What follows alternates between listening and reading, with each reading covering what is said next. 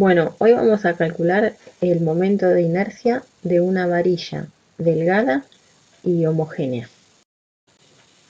Para eso, entonces, vamos a dibujar una varilla de largo L y la vamos a poner sobre un sistema de ejes cartesianos para tener una referencia de cómo dibujar la varilla. Entonces, una vez que dibujamos la varilla sobre los ejes, ponemos los datos. En este caso, la varilla va a tener masa m, longitud L y densidad lambda constante.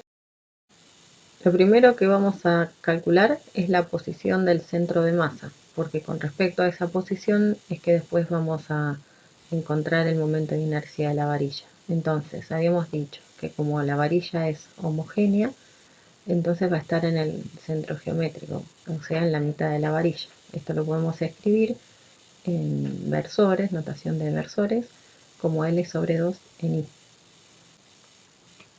Para calcular entonces el momento de inercia con respecto al centro de masa, vamos a tener que hacer la integral en la varilla de lambda por el r perpendicular al cuadrado por diferencial L. Pero entonces tenemos que ver con cuidado qué representa cada cosa en esa integral en términos de los datos del problema. Entonces, lo primero que tenemos que decir es quién es R perpendicular. Como vemos, en este caso, R perpendicular es X, porque es la posición perpendicular al eje Y. O sea, yo quiero rotar la varilla alrededor de un eje que es perpendicular al eje X, o sea, alrededor de un eje Y. Con lo cual, para nosotros, el R perpendicular va a ser X, pero X contado ¿desde dónde? Bueno, vamos a tener que contar desde menos L sobre 2 hasta L sobre 2, porque X está puesto, en este caso, en L sobre 2. Y con estas condiciones, entonces lo único que queda es definir el diferencial de longitud como diferencial de X. Y con estas definiciones, entonces podemos escribir la integral para el centro de masa en términos de los datos de nuestro problema. Entonces nos quedaría así, la integral entre menos L sobre 2 y L sobre 2 de lambda, que en este caso es constante, por x cuadrado por diferencial de x. Entonces, si resolvemos la integral, nos queda lambda por x cubo sobre 3 entre menos L sobre 2 y L sobre 2. Entonces tenemos que aplicar la regla de Barrow, evaluar en el extremo superior de integración, evaluar en el extremo inferior y restar esos dos términos. Entonces hagamos eso. Nos queda L sobre 2 al cubo menos L sobre 2 al cubo. Entonces ahora podemos arreglar un poquito esta expresión. Fíjense que, bueno, el lambda sobre 3 queda como está, y como L cubo negativo me va a quedar negativo, menos por menos es más, entonces queda L cubo más L cubo, dos veces L cubo sobre 8. El 8 viene de que tengo un sobre 2, 2 al cubo es 8.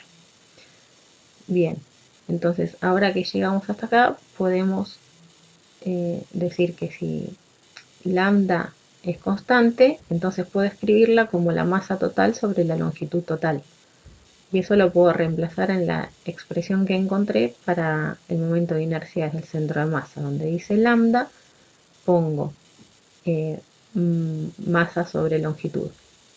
Y entonces ahora pongo de vuelta el 1/3 y el 2 con el 8. Fíjense que me queda un 1 arriba, un 4 abajo, y con el 3 me queda un 12, ¿no? Puedo multiplicar 3 por 4 es 12. Y me queda un L cubo que puedo simplificar con el L que venía de lambda,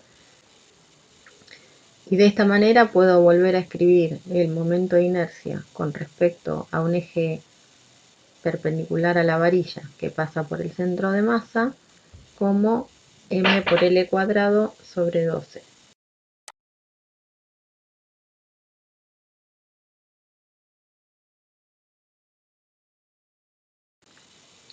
Bueno, entonces ahora supongamos que queremos calcular el momento de inercia de la misma varilla, Pero ahora que en lugar de estar girando con respecto a un eje que pasa por el centro de masa, queremos con respecto al eje que pasa por o sea, el que está al inicio de la varilla.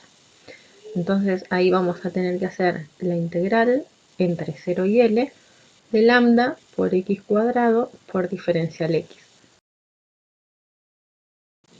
En este caso entonces vemos que si lambda, como en el caso anterior, es constante, o sea que la varilla es homogénea, la masa está distribuida homogéneamente en la varilla, puedo sacarla de la integral y la primitiva de x cuadrado me quedaría x cubo sobre 3, que tengo que integrar entre 0 y L. Entonces eso me quedaría lambda sobre 3 por L cubo menos 0 al cubo, que bueno, que es 0.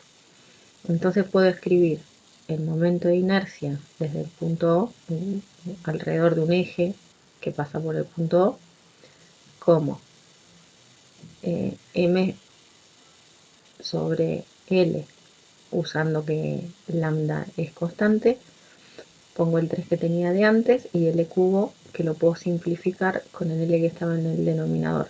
Y entonces así, el momento de inercia de la varilla desde un eje que pasa por el punto O me va a quedar m por L cuadrado sobre 3. Y ahora sí, esta misma cuenta podríamos hacerla, vemos que en este caso es muy fácil hacerla por integración, pero podemos hacerla usando también el teorema de Steiner, porque para otras geometrías más complicadas la integración no va a ser tan directa. Entonces usemos este ejemplo que es casi trivial de integrar, como vieron recién, para ver que el teorema de Steiner en algunos casos nos puede facilitar mucho las cuentas. Entonces, ¿qué dice el teorema de Steiner? Dice que si yo conozco el momento de inercia con respecto a un eje que pasa por el centro de masa y quiero el momento de inercia con respecto a un eje paralelo a ese, entonces lo único que tengo que hacer es sumarle la distancia entre los ejes al cuadrado por la masa. Ahora lo vamos a ver en un ejemplo. Si yo lo conozco con respecto al centro de masa y quiero ahora el que pasa por, fíjense, tengo ese eje que pasaba por el centro de masa y el paralelo, que es el que pasa por 0, está a una distancia L sobre 2, está en la mitad de la varilla. Entonces, recordemos, yo tenía que el momento de inercia con respecto a un eje que es paralelo a uno que pasa con respecto al que está en el centro de masa, si la distancia entre ambos es A, lo que decía el teorema de Steiner es que tengo que sumarle al momento de inercia del centro de masa a cuadrado por m. En el caso de nuestro ejemplo, el papel de A lo juega L sobre 2, porque está en la mitad de la varilla, el centro de masa. Entonces lo único que me queda es reemplazar y me queda m por L cuadrado sobre 12 más L cuadrado sobre 4 por m. Sumando las fracciones, voy a obtener que el momento de inercia es, si saco denominador común 12, me queda m por L cuadrado sobre 12 más, multiplico y divido por 3, numerador y denominador, de manera que me queda 3 sobre 12, que es lo mismo que 1 sobre 4, m por L cuadrado, y haciendo las cuentas me queda 1 sobre 12 más 3 sobre 12, 4 sobre 12, que es lo mismo que un tercio, y entonces me queda m por L cuadrado sobre 3, 4 sobre 12 es lo mismo que 1 sobre 3, y entonces el momento de inercia me queda m por L cuadrado sobre 3, que obviamente coincide con el que había calculado usando el método de integración.